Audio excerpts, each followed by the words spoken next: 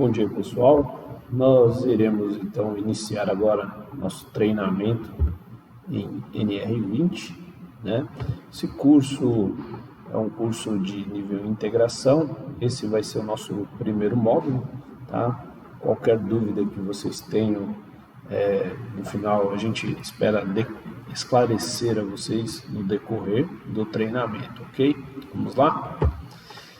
O objetivo desse treinamento, então, é estabelecer requisitos mínimos para a gestão de segurança e saúde no trabalho. Todas aquelas atividades que estão envolvidas: extração, produção, armazenamento, transferência, manuseio e manipulação de inflamáveis, líquidos combustíveis, conforme o disposto da NR20. Então, isso quer dizer, com toda essa definição, você entende que se você trabalha lá na casa de tintas, se você trabalha na impressora, na laminadora, tem contato com produto inflamável, então você faz parte, deste treinamento para conhecimentos, para atender alguns requisitos, que aí a gente vem aqui no conteúdo programático, onde a gente tem que entender sobre as características, propriedades, perigos e riscos, controles coletivo e individual para os trabalhos com inflamável, fontes de ignição, classificação das instalações, proteção contra incêndio em inflamáveis, procedimentos básicos em situações de emergência, um breve estudo da norma e a metodologia e análise de risco, o conceito e o exercício prático. E as permissões de trabalho para quem manuseia a questão dos inflamáveis. Então, no início aí do nosso treinamento, a gente vai ver a abertura de as características, propriedades e os perigos e riscos. As características são classificadas como inflamável ou substância inflamável toda e qualquer substância que se enquadra nas seguintes características: substância em que o ar ou a temperatura ambiente possa se aquecer e acabar por incendiar sem fonte de aquecimento ativo. Então, o que fala desse primeiro aqui? Qualquer substância que venha a ser aquecida ao entrar em contato com o ambiente. Não é o nosso caso, mas vou dar um exemplo para vocês. Se nós tivéssemos aqui nitrocelulose, ele ao contato com o ambiente, ele vai se autoaquecendo e se incendeia. Isso é para quem trabalha em nossa área, sabe bem o que eu estou dizendo, que basta ter contato com a temperatura ambiente, ok? Sólidos possam entrar em combustão através de uma centelha ou atuação ligeira de uma fonte de ignição e continuam a queimar ou formam braseiros por si próprio. Situações como essa, por exemplo, o fósforo vermelho, o fósforo branco, que também se enquadra na primeira substância, Ele entra em contato com o oxigênio, ele entra em combustão, se incendeia sozinho, mas o vermelho, ele forma o quê? O braseiro, Então, tem essa característica. Líquidos que possuam baixa temperatura de combustão, que está entre 4 graus Celsius e 21 graus Celsius.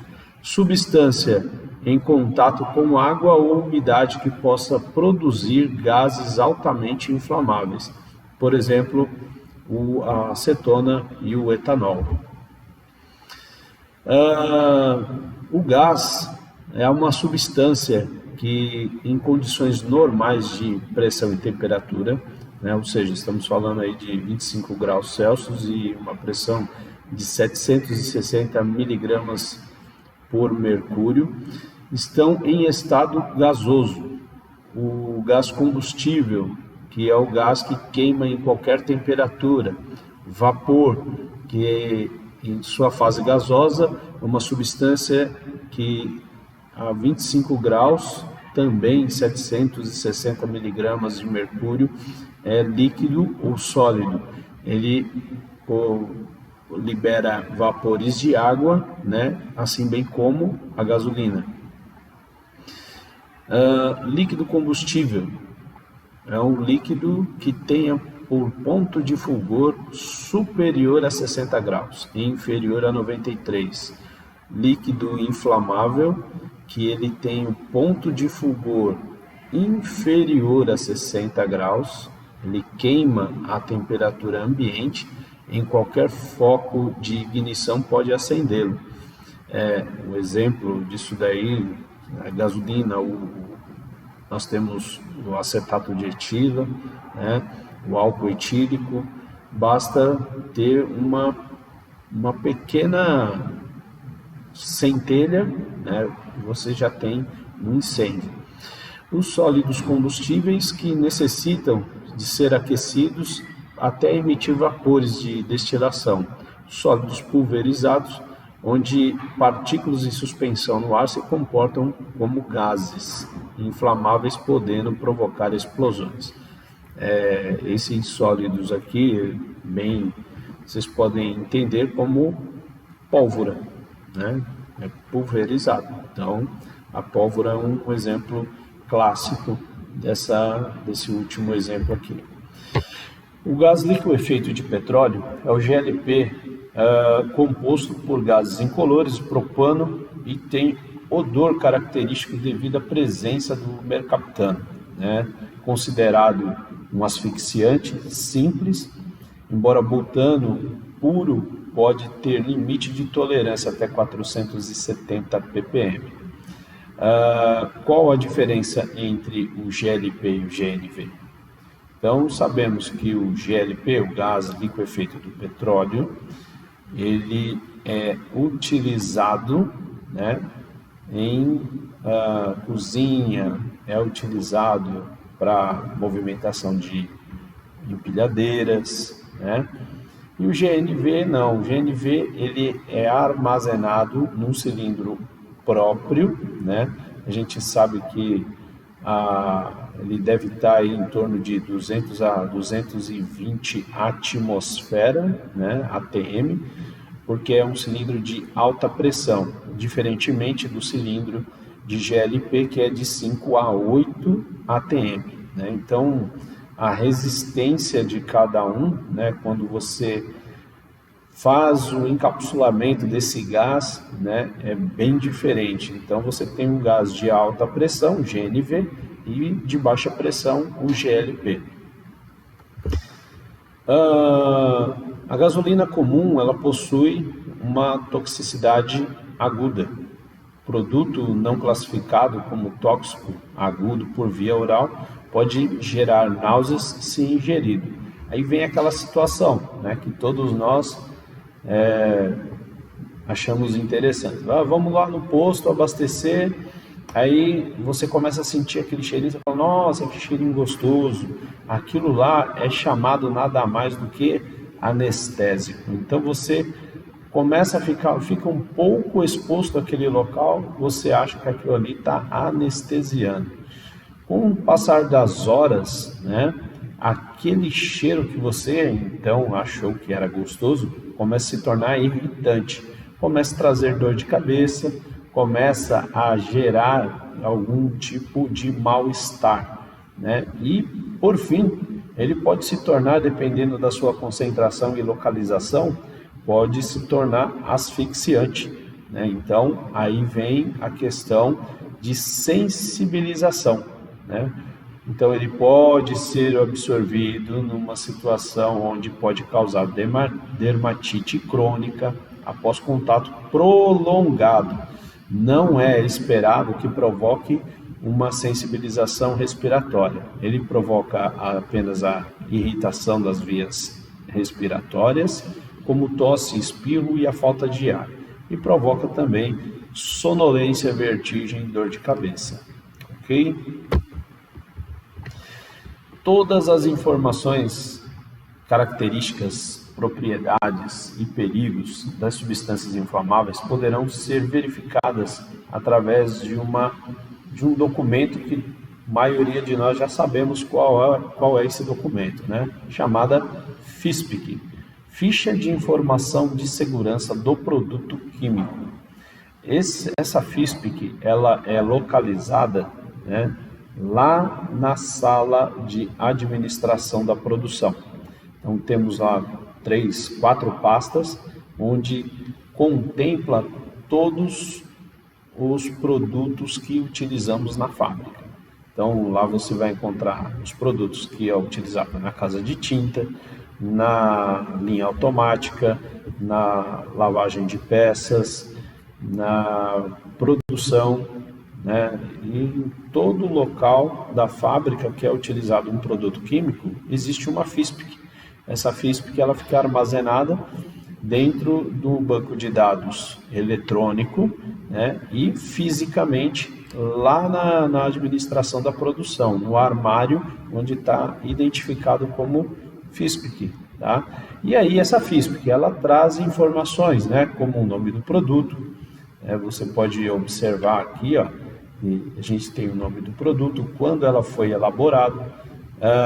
Essa FISPIC ela possui um número, né, para você poder ter controle, sua versão. Aí você começa a observar campos que devem ser preenchidos. Esses campos, né, eles são de 1 a 16 campos, né? E aí, desses campos, você tem a informação do produto, identificação dos perigos, a composição e a informação sobre os ingredientes, medidas de primeiros socorros, isso é importante, medidas de combate a incêndio, importantíssimo, medida de controle para derramamento e vazamento, manuseio e armazenamento, controle e exposição e a proteção individual ao manusear esse tipo de produto, propriedade físico e químico, estabilidade e reatividade com os produtos, informações toxicológicas, informações ecológicas, consideração sobre tratamento e disposição, informação sobre o transporte do produto, não pode ser transportado de qualquer jeito, cada produto tem uma forma correta, qual é a regulamentação que ele deve atender e outras informações quando é necessário, né? Então, esse documento é um documento completo. Quando eu vou fazer um transporte desse produto, né, eu tenho que ter uma FISPIC? Sim, por quê? Se tiver um acidente no meio da estrada, por exemplo, o motorista ele tem que se atentar a usar esse material para poder fazer um atendimento, né? Existem também as chamadas fichas de emergência, que são mais resumidas, mas a FISPIC é um documento que se usa para fazer um atendimento de emergência, tá? Os líquidos, né, inflamáveis são líquidos que possuem ponto de fulgor menor igual a 60 graus Celsius. Os gases inflamáveis são aqueles que inflamam com o ar a 20 graus Celsius a uma pressão por padrão de 101,3 kPa. E os líquidos combustíveis, eles são líquidos com ponto de fulgor maior que 60 e menor que 93 graus Celsius. Alguns exemplos abaixo, nós temos conhecimento, são o etanol, a gasolina, o diesel, querosene para aviação, querosene de óleo de parafina, o óleo vegetal e o biodiesel, né? Cada um deles tem o chamado ponto de fulgor e a sua autoignição, né? Então, a gente entende, quem é brigadista vai entender melhor, que quando eu tenho uma faixa de ponto de fulgor, isso mostra que ele é aquecido àquela temperatura que demonstra aquele produto, ele pode então entrar em combustão, se incendiar, né? Ou então, em situações que estão armazenadas, né, ele pode ter uma autoignição se chegar às temperaturas que estão exemplificadas aí, né? Então, a gente sabe que todo cuidado tem que ser pouco. Fontes de calor próximo desses produtos são situações que podem gerar aí um prejuízo enorme, não só para as pessoas que estão aqui, mas para o patrimônio, que é onde a gente está trabalhando. A nota para atender melhor o que é um líquido combustível inflamável, deve-se definir o que é o ponto de fulgor. O ponto de fulgor é a menor temperatura em que o líquido fornece vapor suficiente para formar uma mistura inflamável quando uma fonte de ignição, como faísca, chama aberta, está presente, né? Então, nós entendemos, né, que, eu vou dar um exemplo bem fácil, se você pegar uma folha de papel e colocar um isqueiro embaixo e aquecer e olhar a superfície desse papel, ela vai começar a ficar amarelada e vai começar a liberar gases. Essa liberação de gases, né, é a chamada ponto de fulgor. Ela está sendo aquecido. Na hora que você enxerga a chama, né, ela entra em ignição. Então ela se autossustenta. Não precisa de uma fonte externa para poder dar continuidade. Ok? As classes da substância, segundo a National Fire Protection Association, NFPA. Então, o líquido inflamável, eles têm a classe 1, 2 e 3. Abaixo de menos 4 graus Celsius, nós temos os exemplos como éter e gasolina. Na classe 2, entre faixa de 4 graus, eu falei 4, positivo, e 21 graus Celsius, é o álcool etílico e o toluol. E a classe 3, entre 21 graus e 93 graus, querosene e alguns óleos. Então, esses aí são líquidos inflamáveis. Vamos ver os líquidos combustíveis. Nós temos apenas a classe 2 e 3. Quem são esses líquidos combustíveis? O ácido acético glacial e o ácido fórmico, né? Ele é um classe 2 entre 37 e 60 graus. Então, ele tem o ponto de fulgor estabelecido 37 a 60. E classe 3, o nitrobenzeno e o benzaldeído. Esse daí é aquecido a 60 graus Celsius e 93 graus Celsius, ele entra em combustão. Então, o seu ponto de fulgor para liberar gases está dentro dessa faixa. Acima disso, ele entra em combustão, tanto para líquido inflamável quanto para combustível. Os perigos e riscos dessa substância inflamável, né, elas queimam com facilidade, podem produzir atmosferas explosíveis em locais com deficiência de ventilação. Um derramamento desse líquido inflamável pode gerar incêndio, que irá movimentar acompanhando com o desnível do piso. O incêndio em líquidos normalmente são mais difíceis de serem combatidos por uma brigada, mais do que os sólidos, porque é necessário extinguir o fogo e toda a superfície atingida. A projeção violenta do agente extintor sobre um líquido inflamável pode provocar respingos, transbordamento, consequência poderá se propagar esse incêndio. Em caso de gases, quando não é possível cortar o suprimento, o vazamento seguirá gerando maiores volumes de mistura inflamável, fatalmente encontrará uma fonte de ignição. e haverá uma explosão em consequência disso daí.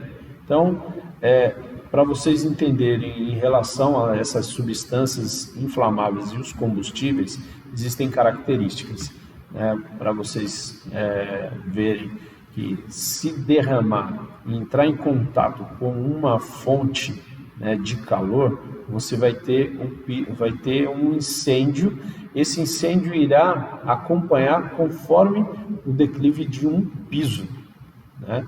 E aí você tem um outro exemplo, que é aquele material que está pegando fogo, é um líquido, e você vai combater ele. No momento que você combate aquele líquido que está em chamas, ele vai pegar fogo, vai ser respingado e vai pegar fogo em outros materiais.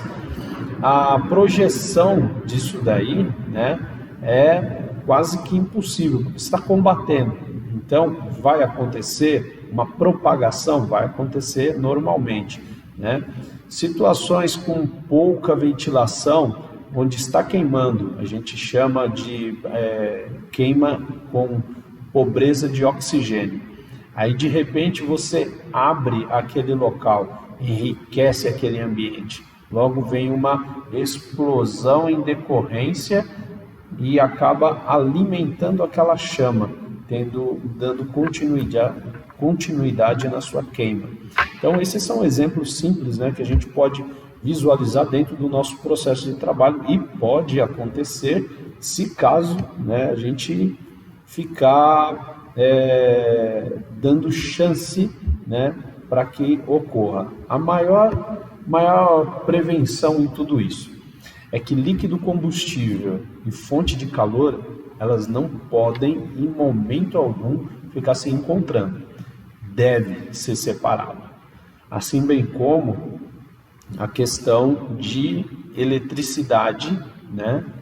Eletricidade estática, que a gente vai falar um pouco mais lá na frente, e eletricidade e material inflamável, ok?